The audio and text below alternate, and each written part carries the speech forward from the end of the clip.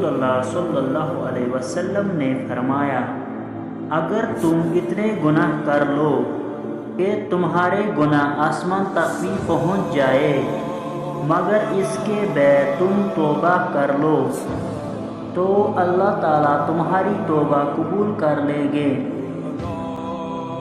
رسول اللہ صلی اللہ علیہ وسلم نے کھڑے ہو کر پانی پینے سے منع فرمایا۔ کھڑے ہو کر پانی پینا معدے کو نقصان پہنچاتا ہے، اس لیے اس سے بچنا چاہیے۔ نبی کریم صلی اللہ علیہ وسلم نے ارشاد فرمایا، میں نے اللہ تعالیٰ سے دعا کی کہ یا اللہ کہ میری امت کے لیے اس کے سویرے کے کاموں میں برکت عطا فرما۔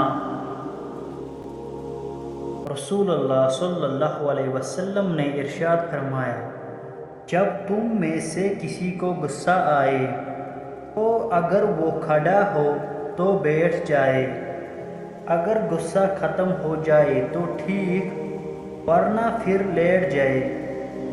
رسول اللہ صلی اللہ علیہ وسلم نے ارشاد فرمایا، 4 چیزیں آپ کو ختم کر دیتی ہیں: پریشانی، غم، بھوک، دیر سے سونا۔